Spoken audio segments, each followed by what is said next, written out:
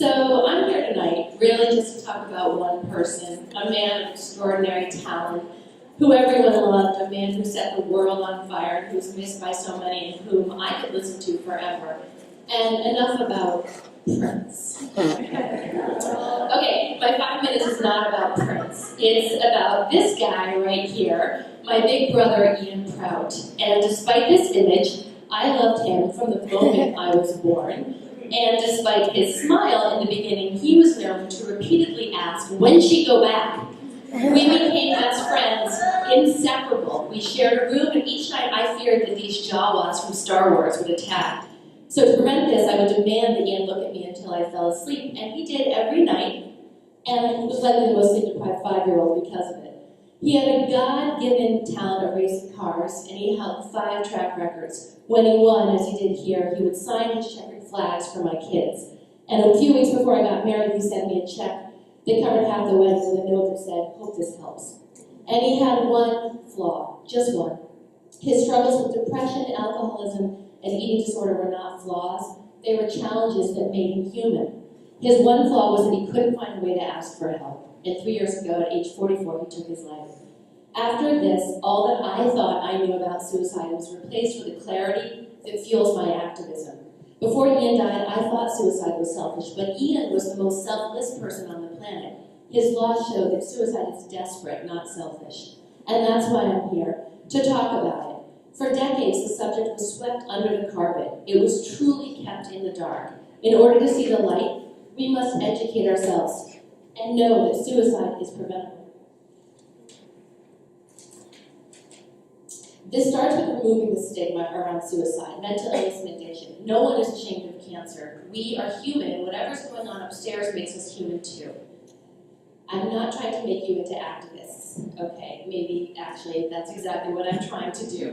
I really just want you to understand that there's an obligation you have to help me. The obligation we have as a society to ask for help when we need it and to help others when they need it. And it all starts with language and knowing that certain words hurt. Instead of committed suicide, please say died by suicide. We commit a crime, we commit a sin, we commit perjury. But no one wants to end their life. They just want to end their pain. And in Vermont, it's important to know the statistics. There's a suicide every 3 days, 118 deaths last year. And between 1996 and 2016, our suicide rate went up 48%. That's the second highest increase nationally. Across the nation, there are 47,000 suicides every year. That's a suicide every 12 minutes. To give you an idea of that number, Fenway Park, sold out, has 38,000 people. It's a devastatingly serious subject that needs our attention. And the suicide rate is 25 times higher for people with serious mental illness and mood disorders. As a risk factor, mental illness, most commonly depression, is an underlying factor in 90% of all suicides. Depression that's untreated is the #1 cause of suicide. Now, what can you do? You can be aware of the crisis and you can look for signs, even subtle ones. You don't have to save the world or have all the answers, but by asking, listening, and providing resources and hope, you can save a life. So this is what to look for. Risk factors alone do not predict suicide. That happens when risk factors add up and are seen along with warning signs. And we need to take extra care of those with co-occurring mental health disorders and special populations. Substance abuse disorder, 10 times more likely to attempt suicide.